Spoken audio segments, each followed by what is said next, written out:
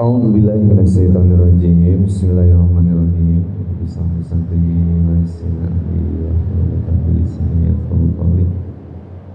Subhanaka la ilma lana illa ma 'allamtana innaka antal alimul hakim. Subhanaka la ilma lana illa ma 'allamtana innaka antal alimul hakim. Subhanaka la ilma lana illa ma 'allamtana innaka antal alimul hakim. Assalamualaikum warahmatullahi wabarakatuh.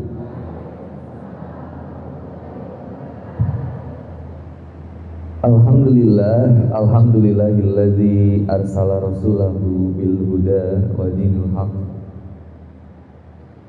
liyuzhirahu 'ala dini kulli wa kafa billahi shahidan.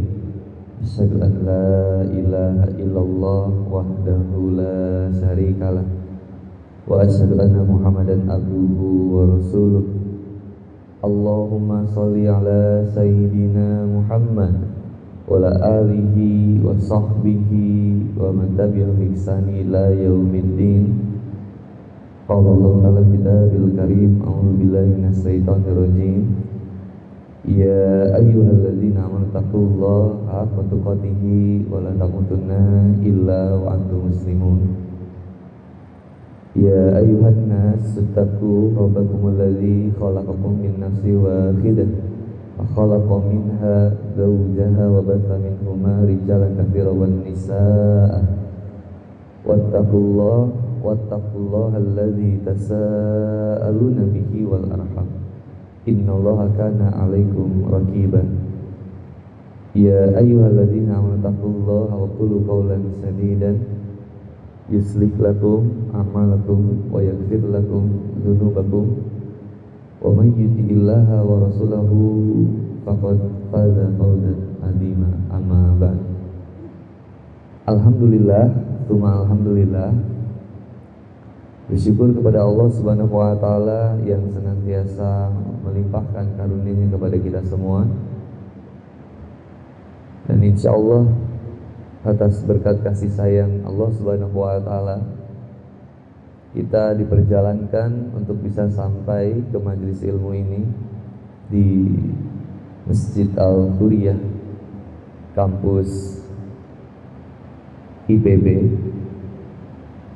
Semoga kita semua diberikan keistiqomahan oleh Allah Subhanahu wa taala, dan yang paling terpenting juga sehatnya kita senantiasa bermanfaat, sehatnya kita senantiasa full buat beramal soleh. Salawat serta salam kita limpah curahkan kepada baginda Nabiyana wa Habibana Nabi Muhammad sallallahu alaihi wasallam. Beliaulah sebaik-baiknya suri tauladan bagi kita semua. Laqad kana lakum fi rasulillahi uswatun hasanah. Bahwa sungguh sudah ada pada diri baginda Nabi Muhammad sallallahu alaihi wasallam suri tauladan yang terbaik untuk semua manusia. Apa kabar teman-teman, sehat? Alhamdulillah. Masih istiqomah, nggak mau pacaran? Atau masih kepikiran pengen pacaran syar'i? Pacaran di jalan Allah yang saling mengingatkan sholat, tahajud, dan pasti bermasalah karena pacaran yang dilabeli dengan alasan apa?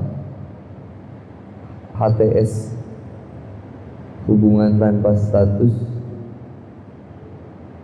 yang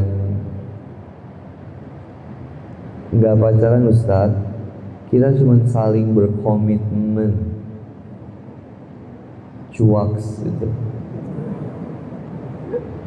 Ujung-ujungnya kamu harap juga kan, sakit hati juga akhirnya.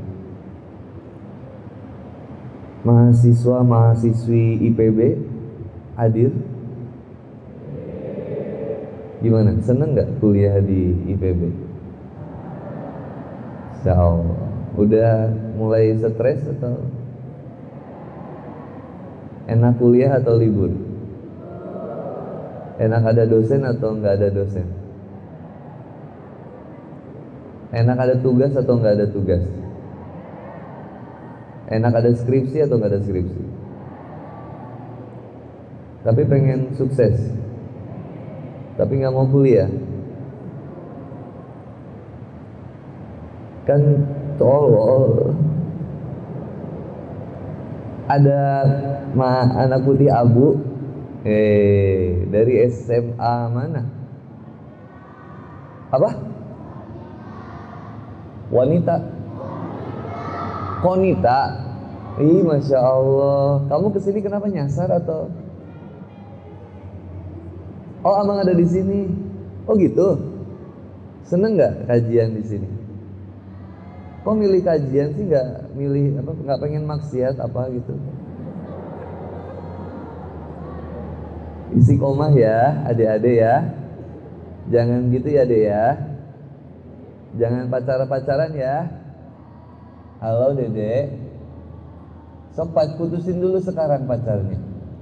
Oh, langsung. Ustaz, kenapa ngatur-ngatur hidup gue? Dahlah, terserah. Dan alhamdulillah para ikhwan yang saya cintai karena Allah Subhanahu wa taala, jarang-jarang ada ikhwan juga sebanyak ini. Mudah-mudahan ikhwannya jadi ikhwan yang soleh insyaallah, menjadi calon suami yang terbaik dunia dan akhirat insyaallah.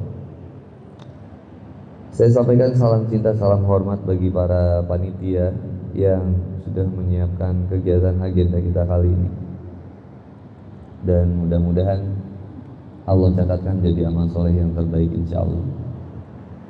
Kita punya judulnya apa? Berjuang untuk pulang. Mau pulang kemana? Ke Allah. Mau sekarang atau nanti? Tapi pengen masuk surga. Mau sekarang? Iwan mau sekarang atau nanti? Kalau meninggal lagi kajian gini, syahid nggak? Tapi nggak mau sekarang. Keluar dari masjid ini kan belum tentu istiqomah. Jadi ada beberapa kriteria manusia. Yang pertama, manusia yang ingin hidup takut mati. Nah, ini biasanya kita, rata-rata manusia ingin hidup takut mati. Ini yang pertama. Yang kedua, manusia yang ingin mati takut hidup. Kok teteh ada piala gitu sih? Piala apa? Habis. Piala apa?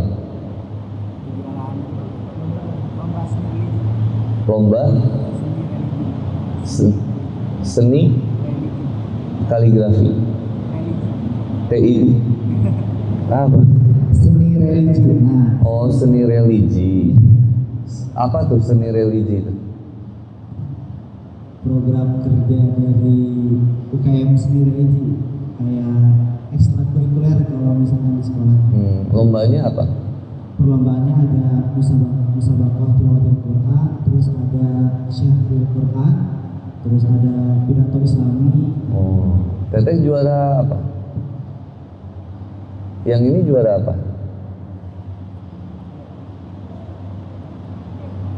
Tartil Quran. Yang itu sama. Pidato. Oh, pidato. Tadi udah dites belum? Udah.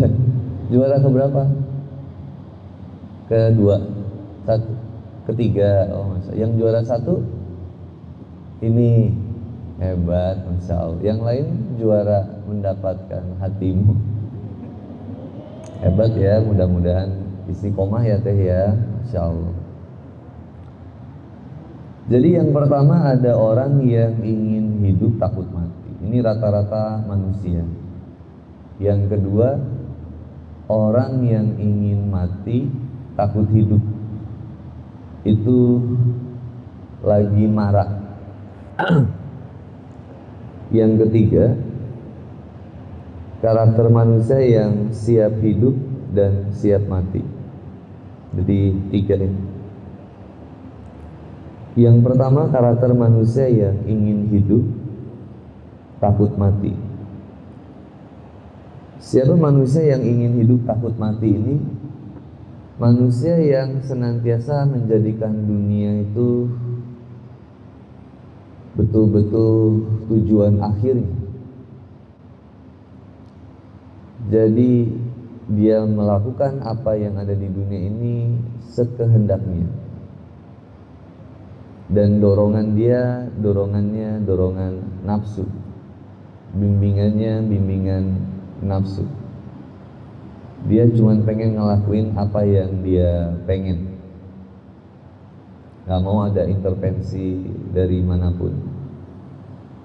Manusia yang ingin hidup takut mati, manusia yang punya karakter selfish. Dia hanya peduli tentang dirinya dan dia nggak peduli tentang orang lainnya biasanya. Jadi yang pertama, dia hanya ingin dirinya bahagia. Yang penting saya bahagia, yang penting saya suka, yang penting saya nyaman dan seterusnya. Nah, manusia selfish ini atau manusia yang ingin hidup takut mati itu menjadikan dunia sebagai tujuan akhirnya dan puncak kebahagiaannya. Jadi bahagianya dia ya dengan unsur dunia. Dia cari bahagia dengan unsur dunianya. Karena kalau di surat Al-Jatsiyah itu ayat ke-21. Jadi disebutkan, pernahkah kamu melihat manusia yang menuhankan hawa nafsunya?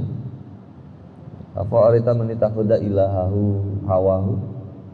Pernahkah kamu melihat manusia yang senantiasa menuhankan hawa nafsunya? Sehingga akhirnya dia dibimbing oleh nafsunya dalam hidup. Kepikiran ini ya pengen lakuin itu. Ya kayak tadi, mohon maaf, kayak pacaran. Meskipun kata Allahnya nggak boleh, tapi ya nafsunya mengatakan lain, sehingga akhirnya dia mengerjakan hal itu. Itulah manusia yang ingin hidup takut mati. Saya cek lagi ya ayatnya, takut salah. Surat Al-Jatsiyah.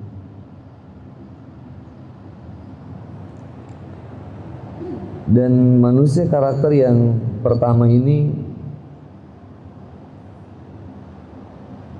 biasanya kena penyakit psikis juga, karena dia menggantungkan bahagianya dia di dunia bukan dengan standar yang lain. Biasanya terkena inferiority complex atau insecure, karena dia juga sering membanding-bandingkan hidup dia dengan hidupnya orang lain. Salah satu penyebab inferiority complex adalah yang pertama secara genetik, turunan dari orang tuanya. Yang kedua, karena keluarganya. Contoh sederhana adalah gejala awalnya pertama biasanya dari orang tua yang sering membandingkan adik dengan kakaknya. Tuh kakak kamu masuk IPB atau enggak, tuh adik kamu masuk ini, kamu begini, tuh kakak kamu begini, kamu. Nah itu biasanya akan memunculkan gejala inferiority complex. Dia akan merasa useless, dia akan merasa rendah, dia ngerasa nggak guna, dan dia ngerasa ya nggak percaya diri untuk menjalani kehidupannya, akhirnya dia lemah. Dan faktor yang ketiga adalah karena lingkungan, yaitu lingkungan jadi kebagi dua lagi ya, lingkungan dunia maya dan lingkungan dunia nyata. Di lingkungan dunia maya, dia mulai membandingkan kebahagiaan dia dengan kebahagiaan orang lain dilihat dari sosial media biasanya. Kalau dia lihat Instagram, dia lihat kemudian orang lain itu bisa liburan ke A, B, C, D, E, tapi dia nggak bisa liburan ke A, B, C, D, E, dan akhirnya dia ngerasa dia nggak bahagia. Dan dia lihat orang lain itu punya kebahagiaan bersama pacarnya misalkan, dan dia nggak punya, akhirnya dia nggak bahagia. Nah itu juga cukup memicu untuk datangnya gejala inferiority complex. Parah-parahnya biasanya, mohon maaf, itu bisa sampai bunuh diri. Quran surat 45 ayat ke 23, bukan 21 berarti, 23. A'udzubillahi minasyaitonirrajim. Bismillahirrahmanirrahim. Afara'aita man ittakhadha ilahahu hawahu. Maka pernahkah kamu melihat orang yang menjadikan hawa nafsunya sebagai Tuhannya? Saya ulangi. Maka pernahkah kamu melihat orang yang menjadikan hawa nafsu sebagai Tuhannya? Artinya dia hidup dibimbing sama nafsunya. Nafsunya itu menjadi pembenaran dia. Kemarin saya bikin quotes-nya jadinya kayak gini. Lebih baik tersesat ke jalan yang benar daripada mencari perbenaran di jalan yang sesat. Jadi ya lebih baik saya tersesat tapi ke jalan yang benar gitu. Jadi, tersesatnya kita tuh malah ke jalan yang benar itu bagus, daripada kita mencari pembenaran di jalan yang sesat. Jadi jalan yang sesat itu ya yang menjadikan hawa nafsu sebagai Tuhan. Sehingga dia akhirnya memilih ya tadi, dia lebih ingin hidup tapi dia takut akan mati. Padahal mati itu pasti. Bisa teman-teman duluan, Handi Boni belakangan. Atau sebaliknya, bisa Handi Boni belakangan, teman-teman duluan. Itu bebas. Tapi ada kata kunci yang luar biasa di ayat 23 surat Al-Jasiyah ini adalah wa adallahu Allahu ala ilmi wa khatama ala sam'ihi wa qalbihi wa ja'ala ala basarihi gishawa. Dan Allah telah mengunci atau membiarkannya sesat dengan sepengetahuannya, dan kemudian Allah telah mengunci pendengarannya, hatinya, serta meletakkan tutup atas penglihatannya.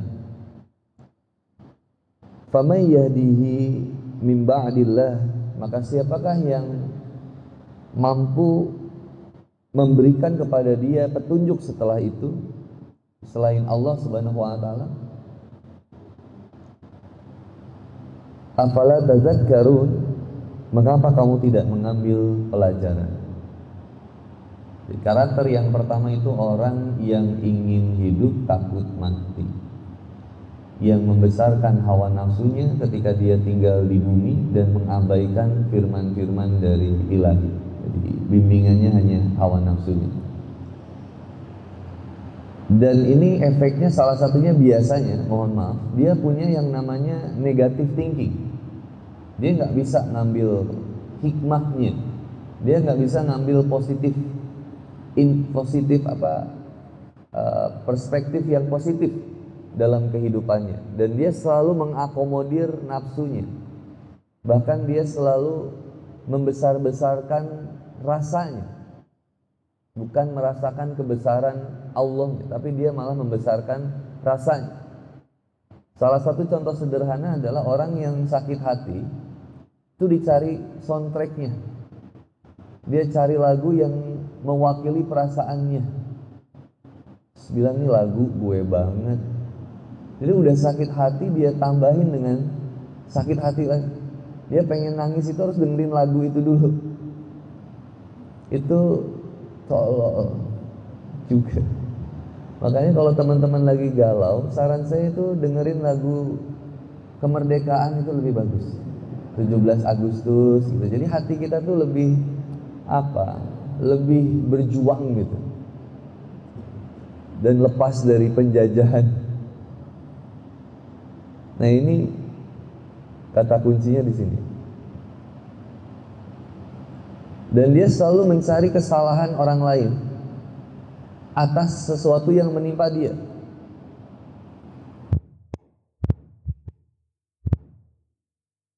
Sekolah atau kuliah itu dia harus nyalahin orang tuanya dulu, karena orang tuanya nggak mampu atau miskin. Karena memang pendidikan saat ini sangat mahal. Saya nggak tahu kalau di IPB seperti apa, tapi kalau di luar mahal banget. Bahkan sekolah SD IT, SMP IT, SMA IT itu mahal banget. Jadi sekolah Islam itu mahal banget. Seolah-olah ya orang miskin itu nggak boleh pinter, nggak boleh dapat pendidikan. Bukan nggak boleh pinter, orang miskin itu nggak boleh punya pendidikan yang berkualitas, karena pendidikan berkualitas hanya bagi si kaya. Dan orang miskin itu nggak boleh punya pendidikan Islam yang berkualitas juga, karena sekolah Islam yang berkualitas itu kebanyakan katanya mahal juga. Dan ini problematika yang terjadi, sehingga masyarakat di jenjang bawah, akhirnya menengah ke bawah, akhirnya terjebak dengan sebutan, atau saya pikir itu hinaan, dengan sebutan SDM rendah. Tapi ya sistem itu sendiri yang membuat mereka seperti itu. Makanya saya kurang sepakat kalau ada pengajian yang harus berbayar. Saya nggak suka, karena setiap orang yang pengen belajar jadi baik itu harus diberikan kemudahan, bukan dipersulit untuk bisa lebih dekat dengan Allah. Mau curhat aja harus bayar, nggak usah, curhat aja.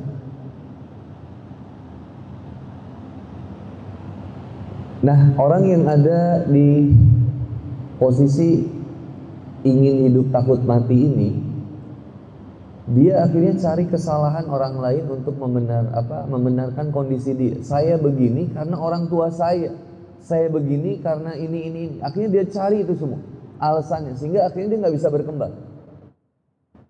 Nah, ini yang kemudian jadi problematika yang ada di anak muda juga, yang akhirnya anak muda nggak bisa kemudian berkembang dengan selayaknya. Nanti saya cerita beberapa contoh. Dan bahkan kemudian ketika dia terjebak dalam satu kondisi, salah satu misalkan kondisi percintaan, dia pun cari pembenaran akan rasa sakit hatinya dia, dan cari siapa yang salah dalam hubungan ini. Pacaran 3 tahun, tiba-tiba pacarnya selingkuh, padahal kita udah ngasihin segalanya buat pacar kita. Akhirnya dia bilang Allah jahat. Nah, ini bisa teman-teman lihat nanti di Quran surat Yunus ayat ke-44.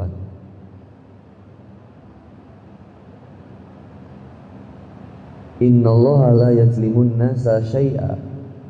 Sesungguhnya Allah tidak pernah menzolimi manusia itu sedikit pun. Walakinna nasa anfusahum yazlimun. Tetapi manusia itu sendiri yang senantiasa menzolimi dirinya. Nah, ini permasalahan manusia yang ingin hidup takut mati. Yang kedua, karakter manusia yang ingin mati takut hidup.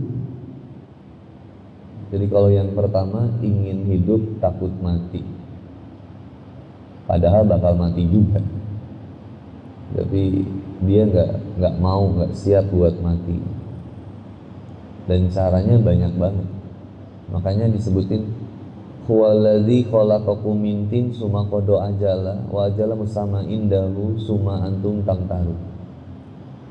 Pernahkah semuanya manusia itu diciptakan dari tanah. Waladzi khalaqakum min tin summa qada ajala. Lalu kemudian Allah menetapkan ajalnya. Wajal musamma indahu, dan sesungguhnya hanya Allah yang tahu kapan ajal kamu itu akan tiba. Summa antum tamtaru. Dan manusia itu seolah-olah lupa bahwa dia akan kembali kepada Allah Subhanahu wa taala. Makanya di dalam Nasoihul Ibad karya Syekh Imam An-Nawawi Al-Bantani itu ada makalah begini. Nasihat dari malaikat Jibril. Isma syi'ta fa innaka mayyitun. Silakan kamu berbuat apapun di dunia ini, suatu saat kamu akan mati juga. Wa ahbib ma syi'ta fa innaka mufariqatun. Silakan kamu mencintai apapun dan siapapun di dunia ini, suatu saat kamu akan berpisah juga. Wa amal ma syi'ta fa innaka majziyun bihi. Dan silakan kamu beramal sesukamu di dunia ini, suatu saat kamu akan dimintai pertanggungjawabannya juga. Itulah nasihat dari malaikat Jibril yang disampaikan di kitab Nasoihul Ibad karya Syekh Imam An-Nawawi Al-Bantani. Yang kedua adalah manusia yang ingin mati takut hidup. Manusia yang ingin mati takut hidup adalah manusia yang hopeless, manusia yang putus asa, yang sehingga akhirnya dia ada di titik puncaknya dan merasa hidup ini sedang tidak baik-baik saja dan tidak adil kepada dirinya, dan dia sudah dikuasai oleh nafsunya, sehingga akhirnya dia memilih menyelesaikan semua masalahnya dengan cara yang instan, yaitu dia bunuh diri. Dia ingin mati karena dia takut menghadapi kehidupan ini. Kira-kira ada nggak mahasiswi yang stres dengan skripsinya lalu bunuh diri? Ada yang bunuh diri gara-gara pacaran? Ada yang bunuh diri gara-gara gagal nikah? Ada. Saya dapat cerita kayak seorang wanita yang mendapatkan pelecehan seksual dari kecil. Dia punya traumatis besar dan keluarganya divorce, sampai akhirnya ibunya nikah lagi, dan ternyata akhirnya, mohon maaf, dia diperkosa oleh ayah tirinya dan dia diancam kalau dia memberitahu ke siapapun, dan akhirnya psikisnya rusak, hancur, dan akhirnya hilang kesadarannya. Dia jadi gila dan mencoba beberapa kali untuk bunuh diri.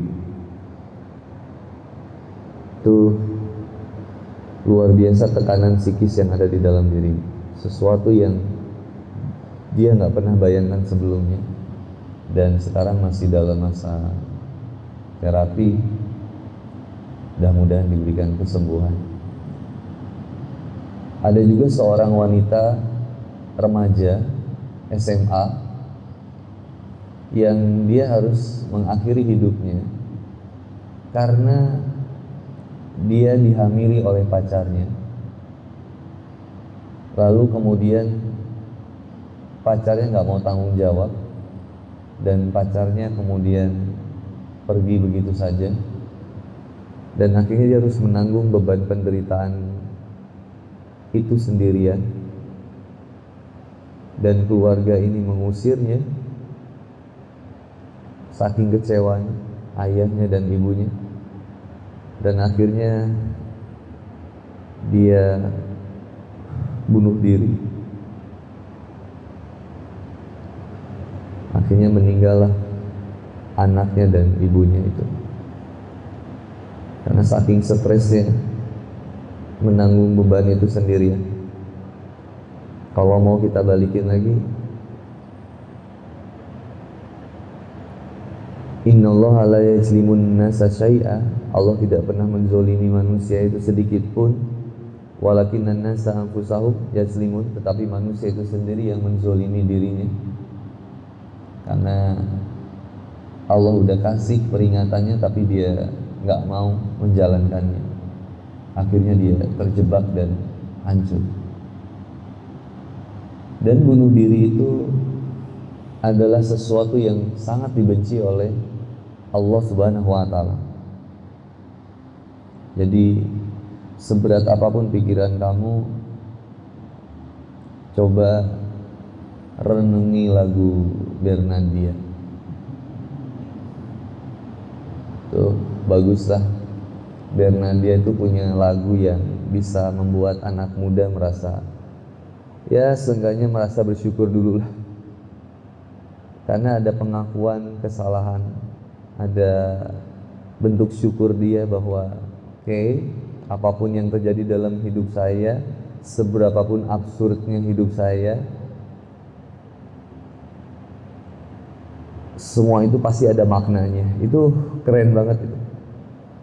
Maka jangan pernah berputus asa, karena la tahzan, kata Allah, innallaha ma'ana, sesungguhnya Allah senantiasa bersamamu, dan Allah tidak suka sama orang yang berputus asa.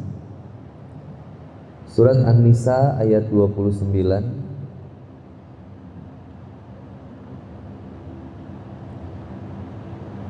Ada kalimat yang luar biasa.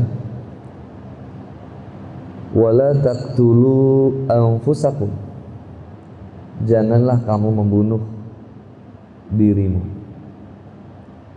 Innallaha kana bikum rahima, sesungguhnya Allah itu Maha Penyayang kepada kalian semuanya. Jadi ini level manusia yang berikutnya, yaitu manusia yang ingin mati, takut hidup. Jangan pernah kepikiran untuk bunuh diri. Rugi dunia, rugi akhirat, karena masalahnya nggak pernah benar-benar selesai. Sejatinya kita cuma perlu mendekati Allah, bertobat kepada Allah Subhanahu wa Ta'ala, dan mulai untuk menjalankan perintah Allah, menjauhi larangannya kembali. Yang ketiga, nah inilah yang menjadi prinsip kita, komitmen kita setiap sholat, dan ini yang suka kita baca di dalam setiap sholat kita, yaitu inna sholati wa nusuki wa mahyaya wa mamati lillahi rabbil alamin. Jadilah manusia yang punya prinsip yang ketiga, yaitu manusia yang siap hidup dan siap mati. Manusia yang siap hidup artinya manusia yang senantiasa mau dan mampu menerima apapun ketetapan dari Allah Subhanahu wa Ta'ala. Karena salah satu ciri masyarakat akhir zaman adalah rata-rata mereka sudah tidak mampu dan tidak mau menerima ketetapan dari Allah, sehingga dia suka ada penyesalan. Kenapa keluarga saya begini ya Allah? Kenapa saya nggak dilahirkan di keluarga ini, ya Allah? Dan dia menganggap bahwa kehidupan orang lain itu lebih nikmat. Sehingga kayak ada ungkapan, seandainya aku jadi anaknya Raffi Ahmad, dan seterusnya. Dan itu sama sekali nggak merubah keadaan, hanya memperburuk situasi dirinya. Makanya komitmen yang ketiga ini penting. Karakter manusia yang siap hidup dan siap mati. Siap untuk hidupnya aja dulu, bahwa dia ada di bumi ini untuk satu alasan yang jelas dari Allah Subhanahu wa taala, dan jangan pernah melenceng dari alasan itu. Seperti yang Allah sampaikan di Quran surat Az-Zariyat ayat 56, bahwa sesungguhnya Allah menciptakan jin dan manusia tiada lain untuk beribadah kepada Allah. Kenapa sekolah kita stres? Kenapa kuliah kita stres? Kenapa kita lebih pengen libur daripada sekolah? Kenapa kita lebih pengen gak ada ujian daripada ujian? Kenapa kita lebih milih gak ada skripsi daripada ada skripsi? Karena dorongan kita besarnya kepada nafsu dan lupa kepada tujuan awalnya, bahwa hidup ini adalah ibadah. Maka sekolahnya kita ibadah, kuliahnya kita ibadah, dan Allah selalu punya cara untuk mengupgrade diri kita. Sehingga sebetulnya tingkatan sekolah itu membuat kita harusnya makin hebat, dan sekolah itu punya cara untuk menghebatkan kita. Begitu juga kampus. Kampus punya cara untuk menghebatkan kita. Banyak caranya yang memang sesuai dengan apa yang ditetapkan kampus, ataupun yang luput dari perhatian kampus yang akhirnya kita perlu sadari. Saya sering ketemu sama manusia yang seneng banget itu ketika dosen gak masuk tuh bahagia banget. Saya pikir sih ada gangguan jiwa di diri. Karena ya kita kuliah udah bayar, dosen gak masuk tuh harusnya rugi banget. Yang harusnya dia mencerdaskan kita, hari itu dia gak ada. Tapi ya kita gak boleh jadi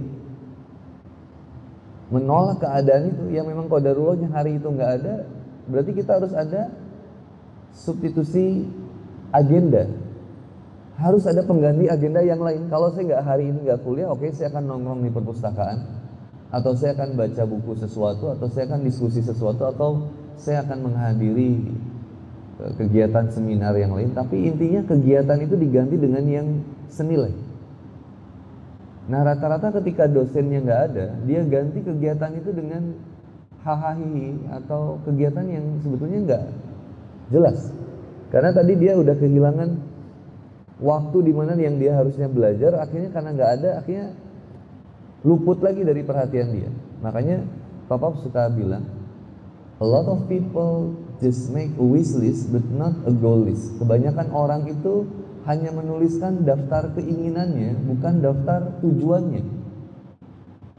Kalau kita menuliskan daftar tujuan, itu kita akan ada targetan untuk pencapaian terhadap sesuatu. Maka saya suka bilang, hidup kita ini sebetulnya tergantung bagaimana mindset berpikirnya kita.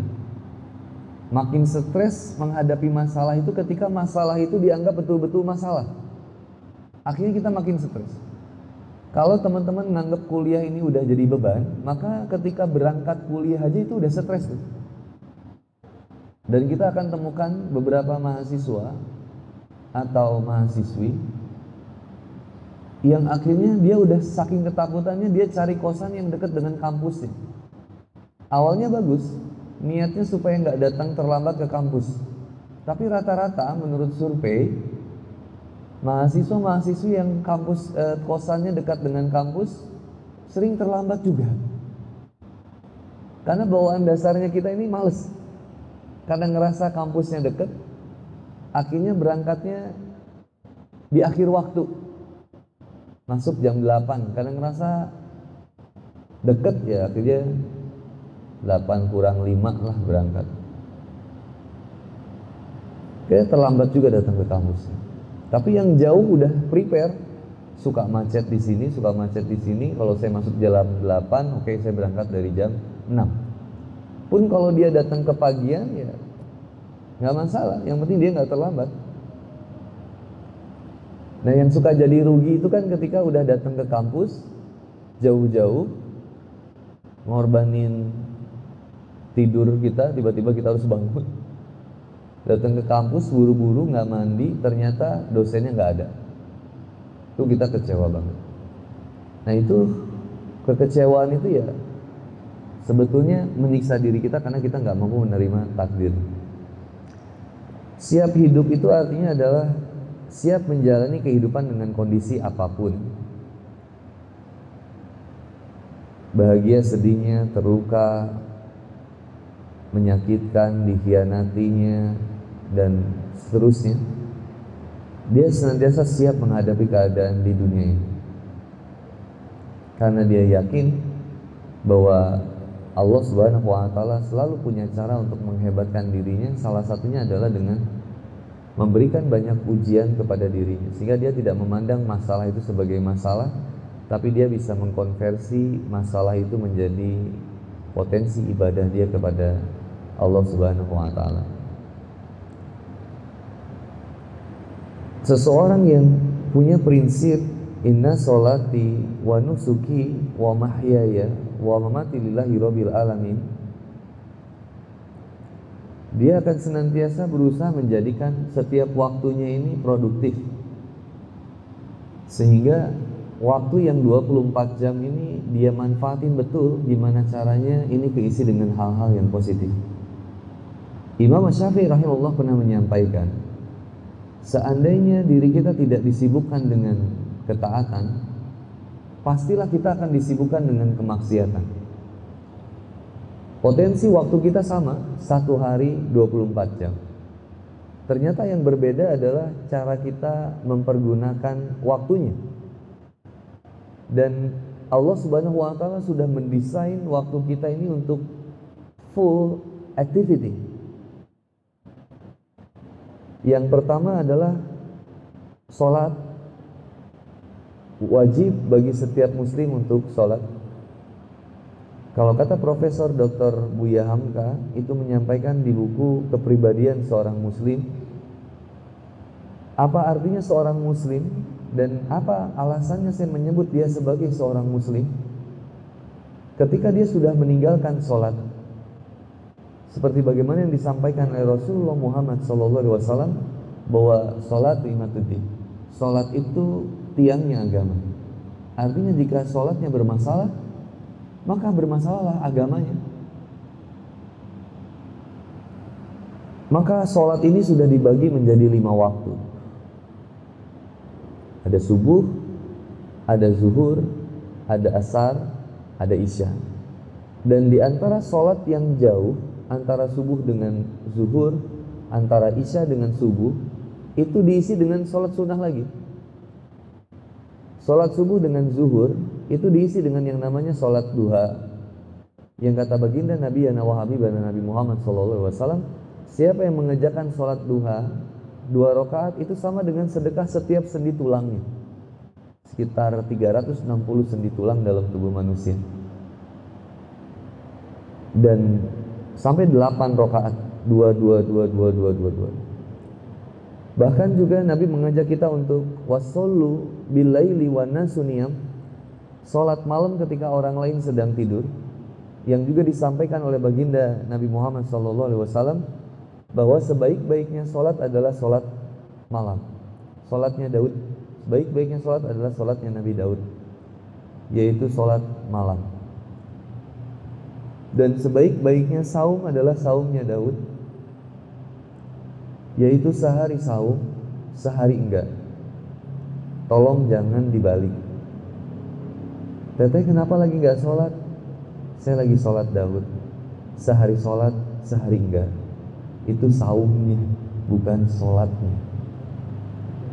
Maka 1 hari udah di-booking sama Allah. Subuh, zuhur, asar, maghrib, isya. Karena sudah di-booking, akhirnya kita cari amalan di Quran. Teteh cari, tinggal lihat apa amalan di Quran yang mengisi waktu yang kosong. Maka Allah sampaikan, Allah memuji orang-orang yang senantiasa berzikir di pagi dan petang. Maka kita akan dapatkan amalan setelah subuh adalah zikir pagi, dan amalan setelah asar adalah zikir petang. Seperti bagaimana yang disebutkan, jangan tidur di dua waktu, yaitu adalah waktu dari subuh, setelah subuh sampai terbitnya matahari, dan waktu setelah asar sampai terbenamnya matahari. Karena dua waktu ini adalah tempat di mana munculnya tanduk iblis. Sehingga kalau kita tidur di kita tidur di dua waktu itu, rentan kena penyakit psikis dan kejiwaan, dan emosional banget itu. Maka jangan pernah tidur setelah subuh sampai jam 6, dan jangan pernah tidur setelah asar sampai maghrib tadi. Jangan. Halo, assalamualaikum. Sepakat ya? Catat. Setelah itu Rasulullah Muhammad SAW sebagai suri tauladan yang terbaik itu memberikan kemudian amalan berikutnya, yaitu adalah salat rawatib yang 12 qobla dan ba'da, tapi tidak ada salat setelah salat subuh dan tidak ada salat setelah salat asar. Nggak boleh, jadi jangan kerajinan. Sebelum subuh 2 rakaat seperti yang disampaikan oleh baginda Nabi Muhammad SAW, bahwa 2 rakaat sebelum subuh itu lebih baik daripada dunia dan seisinya. Jadi apalah arti dunia ini jika dibandingkan hanya dengan 2 rakaat setelah subuh, itu lebih bagus 2 rakaat setelah subuh. Baru 4 rakaat sebelum zuhur dan 2 atau 4 rakaat setelah zuhur, atau 2 atau 4 rakaat sebelum asar, dan 2 rakaat setelah maghrib. Lalu kemudian Allah sampaikan juga di dalam Quran tentang pemanfaatan waktu 24 jam itu, yaitu Allah jadikan pagi hari itu sebagai pencaharianmu, dan Allah jadikan malam itu sebagai istirahatmu. Maka kita akan dapatkan waktu tidur yang terbaik seperti bagaimana yang dicontohkan oleh baginda Nabi Muhammad SAW. Tidurnya Nabi adalah sebelum subuh, setelah sholat malam, pas azan awal, itu Nabi istirahat dulu. Nabi itu tidurnya sedikit, kalau kita sedikit-sedikit tidur. Nabi itu sedikit-sedikit sedekah, kalau umatnya sedekahnya sedikit. Maka banyak orang yang pengen kaya seperti Utsman, tapi hidup dengan kekayaannya seperti Qarun. Jadi cuma pengen kaya doang, berbaginya nggak mau. Ngerasa udah berbagi tapi ternyata belum ada apa-apanya juga. Ya wajar lah, orang dengan harta kekayaan banyak ya sedekah 1M ya wajar, karena pendapatannya lebih dari 1M misalkan. Yuk kalah sama yang sedekah 50.000 padahal uangnya cuma 100.000. Karena yang sedekah 50.000 hartanya cuma 100.000, tapi sedekahnya 50.000, artinya dia sedekah setengah hartanya. Tapi yang kekayaan yang misalkan 50M, sedekah se-M, itu kelihatannya kayak lebih gede daripada yang 50.000. Padahal itu nggak setengah dari hartanya. Makanya kenapa banyak pengusaha yang ngakalin pajak atau zakat? Karena ketika hartanya sedikit, pajaknya kan rendah. Zakat malnya kecil. Tapi ketika hartanya udah ratusan miliar, sekali zakat itu puluhan miliar, kayaknya rugi banget gitu. Makanya banyak pengusaha yang mengakali zakat, gimana caranya mengakali zakat mal atau mengakali pajak yang harusnya bayar 1 miliar, dia cari cara supaya gimana caranya cuma bayar 200 juta. Subhanallah.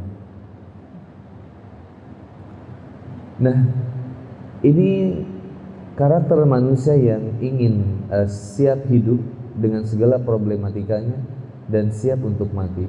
Artinya manusia ini menjadikan semua amal ibadahnya di setiap harinya itu jadi potensi pahala. Jadi coba teman-teman cari apa amal ibadah teman-teman yang sekarang sedang dikerjakan.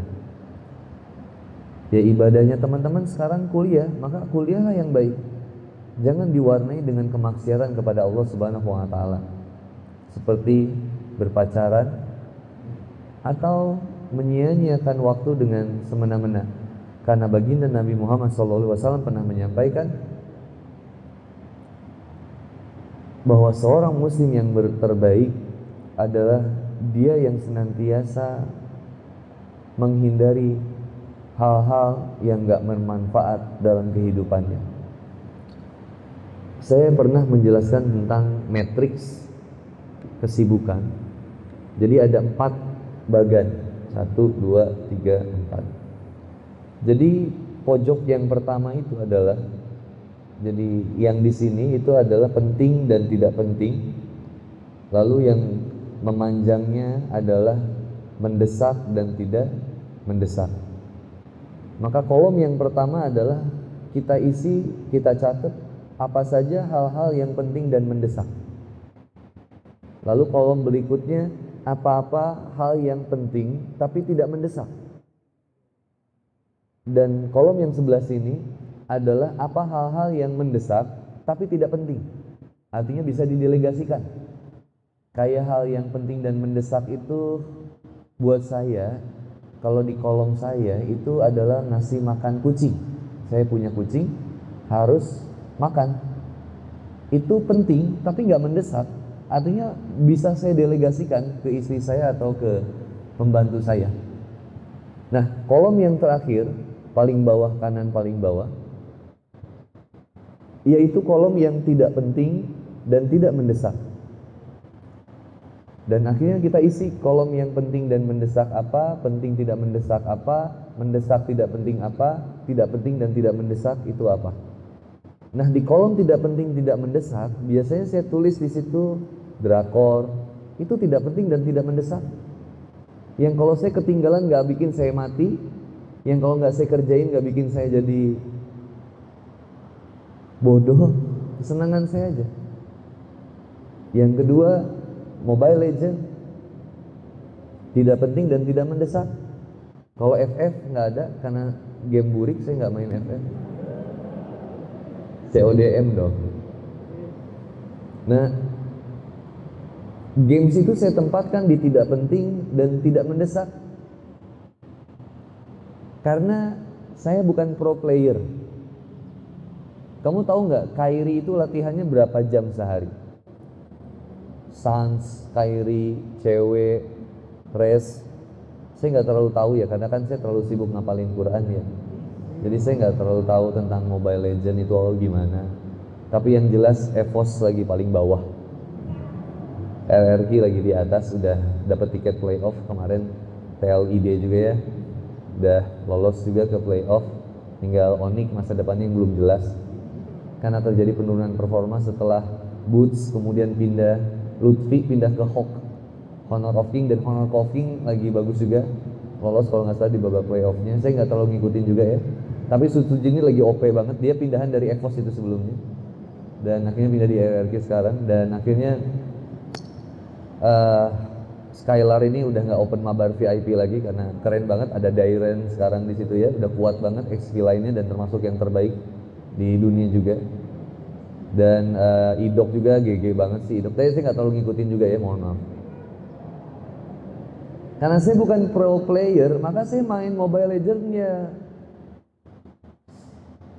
sesuka saya aja. Maksudnya sesuka saya itu ya tidak penting dan tidak mendesak gitu ya. Ada waktu ya kerjain, kosong banget gitu ya, ya udah kerjain.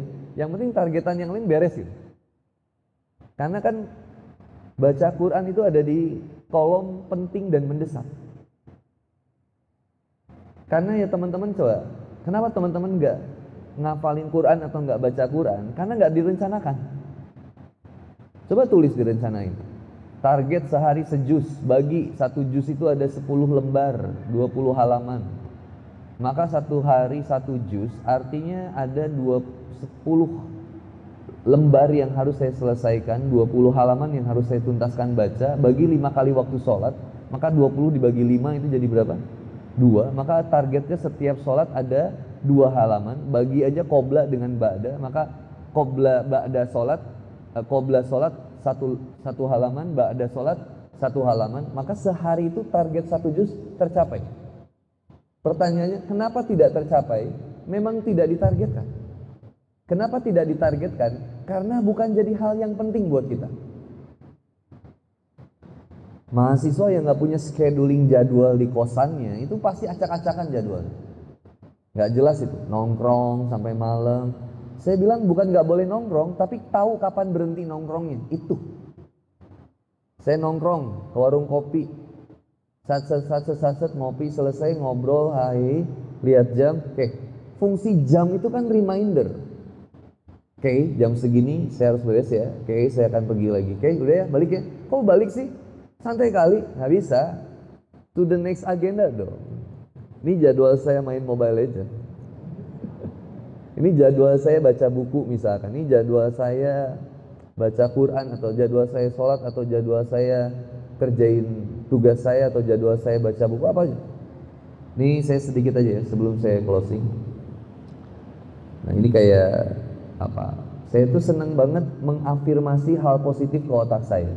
Karena saya tuh sangat yakin apa yang saya jalani itu tergantung apa yang saya pikirkan. Jadi you become what you think. Kamu menjadi seperti apa yang kamu pikirkan. Akhirnya saya kasih afirmasi yang selalu positif.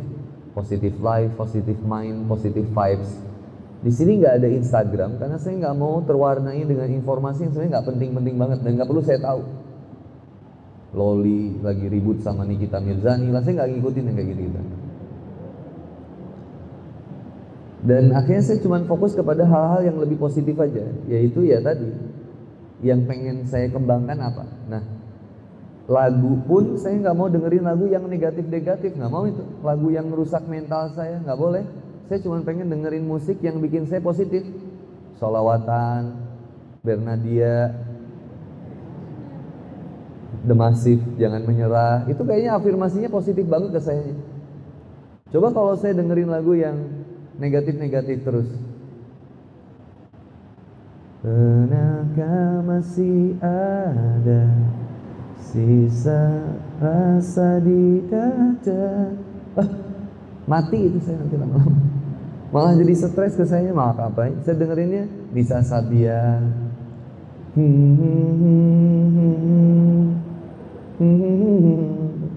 Sholawati bil qulub. Oh, enak banget. Yang bikin mood saya bagus, yang bikin hidup saya bahagia, yang paling benar ya Quran, karena Quran itu langsung dikasih tahu sama Allah. Fungsi Quran di dalam Quran itu sendiri. Ya ayuhan nasu qad ja'atkum mau'izatum mir rabbikum wasyifa'ul lima fis sudur. Bahwa Quran itu fungsinya sebagai asyifa, penyembuh bagi setiap hati yang terluka. Nah, mohon maaf. Di sini ada aplikasi Goals. Ada Notion, ada To Do. Kalau di iPhone kayaknya ada apa? Ya Notion kalau nggak salah ada di iPhone juga. Notion, Todoist kayaknya ada. Kalau saya pakainya karena ini Android, jadi pakainya Goals dan Notion. Itu aplikasi untuk scheduling kesibukan saya. Nah, kalau untuk ngaji itu Syamil itu bikin aplikasi namanya Go Ngaji. Itu bisa di-download di Play Store, tapi di App Store itu belum ada. Nah, di Go Ngaji itu kita bisa bikin targetan kapan mau hafalin Quran, kapan mau baca Quran. Nah, kalau di aplikasi Goals itu saya bikin targetan. Targetannya salah satunya kayak achievement. Saya mau khatam Quran 10 hari 30 juz. Maka saya bagi 1 hari itu berarti harus 3 juz. Dan itu jadi targetan. Baca buku saya bikin targetan. Misalkan buku ini ada Al-Lu'lu' wal Marjan. Saya kasih motivasi buat hidup saya sendiri. Today a reader, tomorrow a leader. Kemudian saya bikin step-stepnya. Journey yang pertama itu halaman 300 halaman awal pertama, jurnal yang kedua 301 sampai 600 halaman berikutnya, dan seterusnya. Kenapa dibikin schedule jadwal seperti ini? Supaya ada target pencapaiannya, sehingga kita disibukkan terus. Coba teman-teman bikin agenda seminggu aja, kesibukannya apa, lihat selang waktunya di mana, itu mau diisi sama apa. Kalau mau upgrading yourself, scale up, maka isilah waktu yang kosong itu dengan sesuatu yang baru. Learning something new seems like what? Apa? Learning new language, misalkan second language-nya kamu pakai bahasa Inggris atau bahasa Jepang. Ini nonton anime tapi nggak pernah bisa bahasa Jepang, kan sayang banget. Kayak kemarin ada salah satu pegawai minimarket, saya nggak sebut minimarketnya, yang pegawai Indomaret itu ingat nggak? Yang dia pas dapat customer orang Jepang, dia lancar banget bahasa Jepangnya. Ditanya sama orang Jepangnya, kamu kok bisa bahasa Jepang? Kamu kursus ya? Kata pegawai Indomaret ini, enggak, saya nggak kursus. Terus punya teman orang Jepang? Enggak juga. Terus kenapa? Saya suka anime. Coba dari anime dia bisa belajar bahasa Jepang, dan dia casticus banget ngomongnya. Kita nonton drakor malah suka aktornya, dan bahkan berhayal-hayal dia jadi suami kita. Ngapain? Dia masuk Islam juga belum tentu seleranya kamu. Sadar aja. Jadi bikinlah targetan-targetan yang simple dalam kehidupan kita. At least 1 minggu itu bikin agendanya. Dari Senin sampai Ahad, lu mau ngapain aja. Dari bangun tidur sampai tidur lagi, lu mau ngapain aja. Detailin aja. Halo, assalamualaikum. Kalau mau upgrading, kalau nggak mau upgrading, pengen kayak manusia kebanyakan, ya silakan. Tapi kalau kamu mau percepatan dalam kehidupan kamu jangan ikuti kebanyakan orang. Harus different, harus beda. Kalau orang lain seneng pacaran, saya nggak mau. Kenapa? Ngabisin waktu, ngabisin duit, gitu aja. Fokus ke yang lain akhirnya. Nyakitin perasaan lagi, wah ngapain? Ngapain kamu ngebiarin seseorang ngancurin hidup kamu? Dia baru kenal sama kamu, belum lama. Tapi dia bisa ngerubah hidup kamu yang tadinya bahagia jadi hancur berantakan. Siapa dia? Hebat banget, nggak boleh. Ngapain hidup kita diacak-acak sama orang? Lu belum siap nikah, diem. Udah aja, fokusin dulu sama apa yang mau dicapai. Ya sekarang lu mau nikah nggak mau, maunya pacaran, ngapain nyakitin hati orang? Kalau nggak sayang, bilang, bukan ngilang. Dan akhwat juga nggak usah sok-sok baperan deh. Laki-laki ngetiknya pakai jari, kamu bacanya pakai hati. Kalau dia bisa nulis WK tanpa ketawa, dia juga bisa nulis I love you tanpa cinta. Ingat itu. Ini nggak usah terlalu berlebihan dalam menghadapi dunia ini, biasa aja. Rasakan bagaimana Allah mencintai kita, dan kita manfaatin waktu kita itu dengan sebaik-baiknya. Do the best for your life, dan always do something. Jangan biarin kemudian hal itu lewat begitu aja, jangan. Kalau pengen sukses daripada mahasiswa yang lainnya di IPB ini, maka kamu harus ngelakuin sesuatu yang nggak banyak dilakuin sama mahasiswa lainnya. Kalau mahasiswa yang lainnya seneng pacaran, hangout, nggak jelas, upgrade diri kamu. Belajar bahasa Inggris, belajar bahasa Korea kalau sedang drakor. Annyeonghaseyo, kamsahamnida. Nih. Belajar bahasa Jepang. Hajimashite, watashi wa Boni desu. Dodo desu shimashita. Genji. Belajar. Makanya anak saya tuh homeschooling nanti. Tapi ya dia sedang Korea. Pulang-pulang tuh udah bukan assalamualaikum, itu yang bikin saya deg-degan.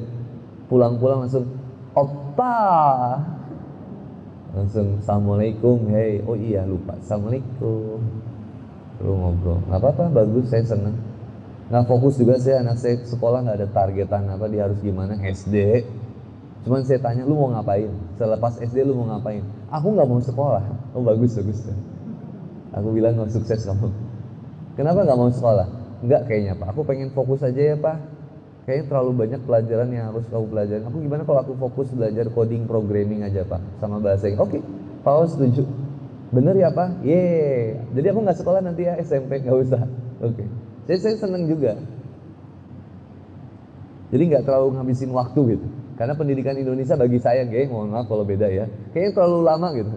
Men-set up seseorang itu jadi hebat itu kayaknya terlalu lama. Sehingga ya udah saya bikin jalur sendiri aja lah. Kalau saya, tapi mohon maaf kalau kita beda, nggak apa-apa. Yang penting anak saya punya targetan, nggak apa-apa ikutan ujian persamaan aja.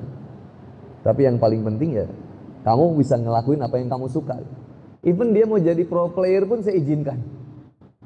Kansa kan seneng banget main Mobile Legend. Sama saya mainnya. Kayaknya kalau Kansa mau jadi pro player, pengen masuk RRQ Academy ya, saya support juga. Kalau sekarang asal jangan ke EVOS mungkin ya. Enggak. Ya itu saya support juga. Yang penting dia tahu mau ngapain dan dia tahu kewajibannya apa. Saya nggak minta macam-macam kalau dia sekolah. Cuman minta inspiring each other. Kamu jadi inspirasi bagi teman-teman kelas kamu. Kamu jadi baik, bermanfaat. Dah di sekolah kamu itu aja. Nilai nggak jadi selalu targetan jadi papap. Tapi alhamdulillah nilai dia bagus semua. Dia bagus semua nilainya dan ya itu saya bahagia sih alhamdulillah. Jadi ya bukan sekedar do what you love and always love what you do. Itu keren tapi nggak cukup. Kita to the next level of iman yaitu adalah do what Allah loves and always love what Allah says. Allahu a'lam bishawab. Silakan kalau ada yang mau bertanya dipersilakan. Boleh. Pakai ada mic lagi? Oh waktu habis atau gimana? Karena waktunya sudah sangat padat dengan judul, mungkin satu pertanyaan aja yang sangat singkat. Boleh? Gimana?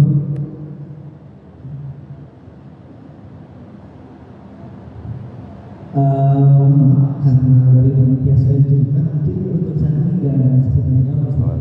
Enggak. Saya kira segitu saja yang bisa saya sampaikan. Teman-teman kalau mau sharing nanti bisa ke nomor WhatsApp Papap yang ada di Instagram atau DM di Instagram Papap kalau misalkan lama dibalesnya.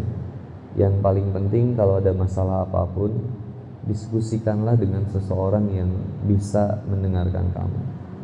Sekiranya saya bisa ngedengerin curhatan teman-teman, curhat aja sama Papap di Instagram, di DM, insya Allah bisa kebaca. Atau di WhatsApp mudah-mudahan kebaca juga. Tapi yang jelas kalau nggak kebaca, cari temen yang bisa dengerin obrolan kamu. Saya kira itu saja. Fastabiqul khairat fisabilillah. Billahi taufiq wal hidayah. Assalamualaikum warahmatullahi wabarakatuh.